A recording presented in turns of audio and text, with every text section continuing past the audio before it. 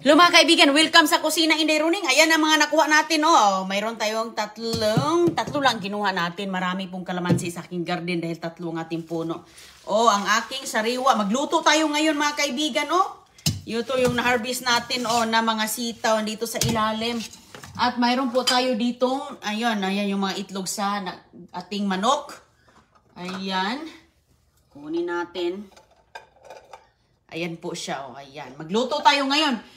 At mga kaibigan, ito pala yung ating saging. Yung saging natin, yung nahinog na. Ganito po ang kanyang itsura. Ito na talaga yung natira. Nangitim na. Nangitim na siya. O, tingnan mo po, ang saging natin. Galing yan sa harapan ng bahay, yung nakuha natin. Nangitim na siya, pero tibuksan natin.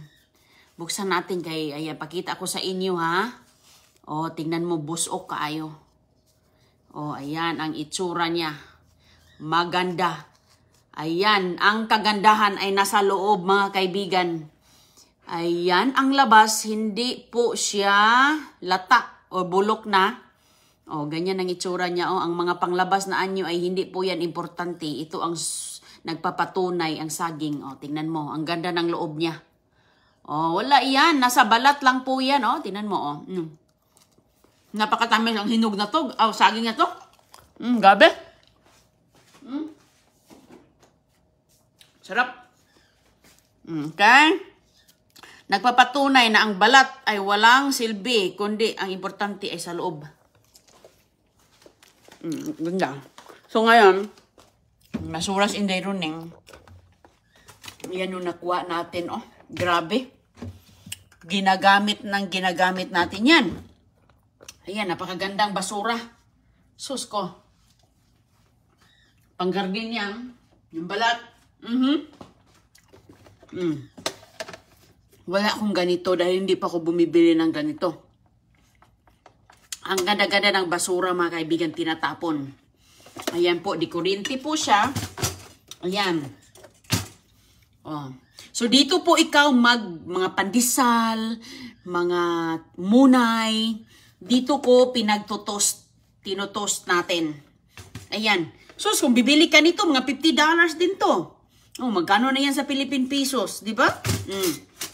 So, ipindot mo lang yan. Hindi siya gumagana dahil hindi man natin inaano. Tapos, automatic na yan siyang tataas. So, ngayon, gagamitin natin yan mamaya. Magluto muna tayo dito. Ayan. Ay, wala na tayong gastos mga kaibigan. Oh, mayroon ng anos manok, mayroon pa ito, talbos. Wala na tayong gastos. So, kukuha tayo dito kay laki-laki. Oh, ganito karaming talbos. Ayos na, oh. Meron pa dito mamaya para sa isda. Magsinabaw tayo ng isda. Magsinabaw. Hindi pa ako kasi yung mga baunan sa mga bulilit natin. Yan. Hugasan muna natin ito mga kaibigan. Hello sa inyong lahat dyan ha. Sana'y ayos lang kayo. Wala na itong spray-spray. Grabe ka organic to. Kaya, yan ang maganda, organic na organic. Ilagay natin ito sa ating kawali agad. Lagyan lang natin ito ng itlog natin doon sa garden.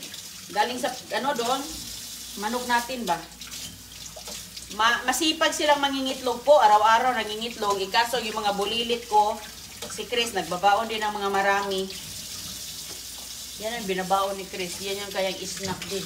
Kasi itlog na ko, napaka-healthy yan. Lalo na, yan, walang mga probiotic, mga nilalagay. Okay. So, lagay lang natin siya dito. Lagyan natin yan ng itlog. Konti lang. Konti lang. Okay. Ilagay ko na mga kaibigan kapag mainit na siya, magtalsik-talsik kasi siya eh. So, ilagay na natin siya ngayon habang hindi pa siya masyado mainit. Ayan. Lagyan natin yan ng itlog. Ay, sus. Ay, sanay ka sa mga pangmahirap na pang survival na mga pagkain. Ay, sus. Diyan tayo galing, kaya wala nang pili-pili. Ito talaga yung gusto ko eh. Nilagay ko na dito ha, kay magtalsik-talsik kasi siya. Mas maganda yung sinabay ko na. Minsan nga, ito na yung aking ginawang bigas. Uy, hala, napadami. Okay naman. Ato, mas gusto ko pa ito dahil ginagawa ko na itong bigas. Uy. Ito mga kaibigan sa mga anemic o sa, kaya na sobrahan sa ano, so, na HB. Ito, ang ganda to. Pangpababa din ito eh. Lalo na yung pula na ano, ito, pula na kamuti. Daming nanghingi ng mga... Kasi itong style na to, kangkong style yan na kamuti eh. Dami nanghingi ng mga, ano na to. Kahit saan na to napunta. Kahit saan na napunta yan mga kaibigan. Ang aking mga... Okay, takpan ko. Lalambot din yan. Oh. At least, hindi ako matalsikan. Okay, dok. So, kuha tayo ng itlog. Itlog natin. Mag-ano lang tayo ng... ganda ng itlog sa manok. Na backyard. Oh, ayan oh. Ibaon din natin yan sa... Ito, hindi ko hinuhugasan tong itlog dito kasi nga para hindi siya masira. Hindi masira ba? Pero kasi kapag hinuhugasan natin, matatanggal na yung kanyang tawag sa itong paprotect na hindi siya mabilis masira. Lagyan ng asin. Asin lang ang katapat. Uy! Wala. Ah! Sayang yung asin ko da. Akala ko nabuksan ko yung ano. Ay, ay, ay. Akala ko mga kaibigan, nabuksan ko yung maliit. Okay lang, at least. Mali yung dalawa kasi yung bubuksan. Nakangailang bisis na din itong nangyari.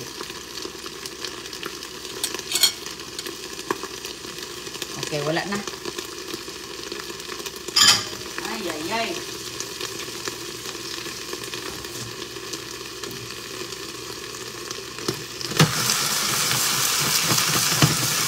Ayan.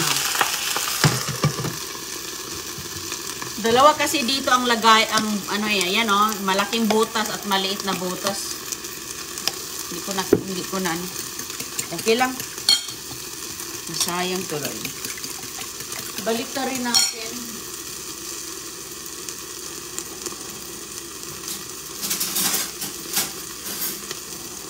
Balik ka din. Kaya ilagay na natin tapos mag-toast tayo ng tinapay.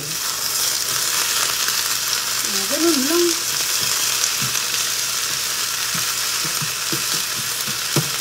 Oh. Tapos itlog.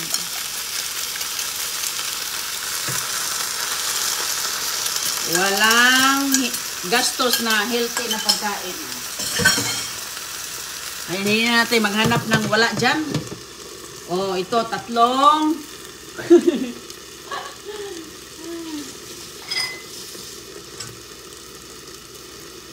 Tatlong kalamansi. Oh, di ba?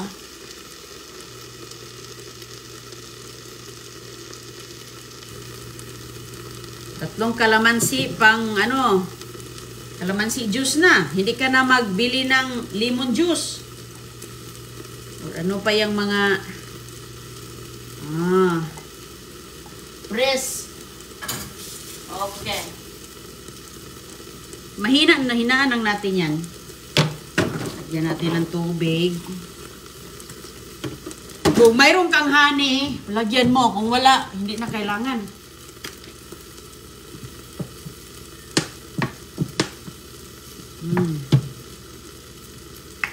Honey. O, di ayos. Okay, so ngayon mag-ano tayo ng toast.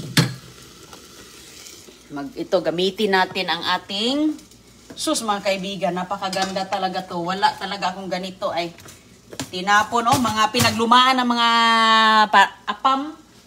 Pinaglumaan ng mga apam. Andiyan lang sa gilid ng kalsada mga kaibigan. Kapag makaswerte ka at hindi ka maghanap ng mga brand new, wala akong problema kapag use na yan, overuse.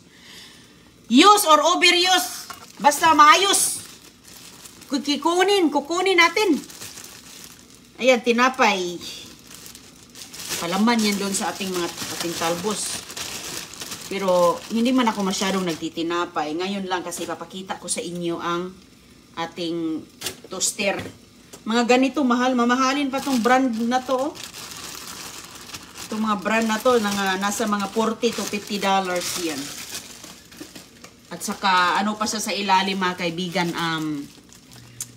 stainless steel pa.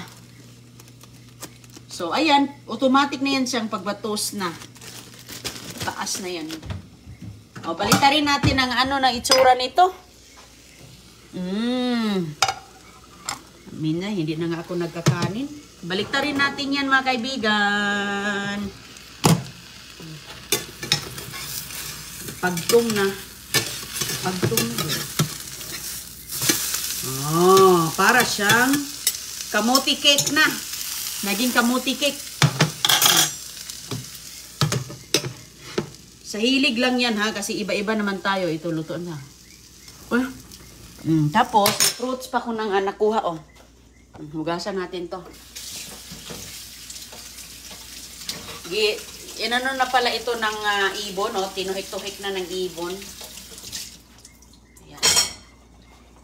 Binuksan na ng ibon, oh. Unahan na tayo sa ibon. Sabi ko, hala, nasa likuran kasi eh. Hindi ko nakita, oh. Ay, hinog na siya, oh. Tinikman ang ibon. Ay, nako. Ang ibon na to, paborito talaga yung aking halaman. Ayan, kunan lang natin siya dito, oh. Ayan. Kaya, ito, garden to. Pwede itong pakain sa manok din. Kainin nila yan.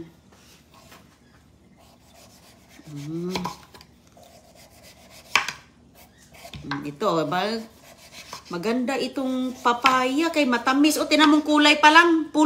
Orange. Kung orange yung damit ko, parang mas dark orange to.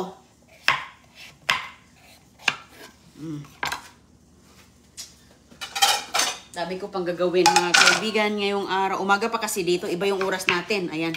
Pakita natin sa inyo ang resulta. Uy, ang linis-linis, oh. Ang linis-linis talaga. Grabe, oh. Pwede mo, tapos na, oh. Harap.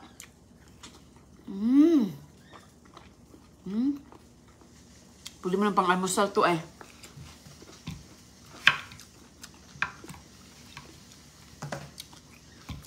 Ang ibon. Tingnan mo nga naman. Uy, ang tamis-tamis. Pangit lang. Matamis siya, pero pangit lang kasi walang buto. Walang buto. Maraming manghingi ng buto, pero walang butog yun. Iwan ko, wala. Ang linis-linis. Sabi ko, sus, kailan ba kaya ako bibigyan ng buto nito? Bakit kaya ganun yung mga papaya ko?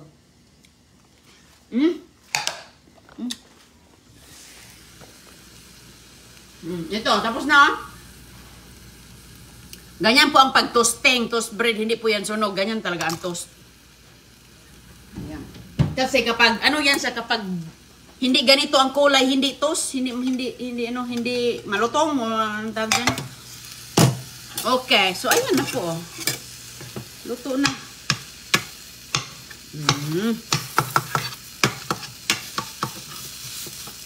Pwede mo na ilagay dito sa tinapay. At saka mayroon ka na pong kamote, organic, fresh from the farm.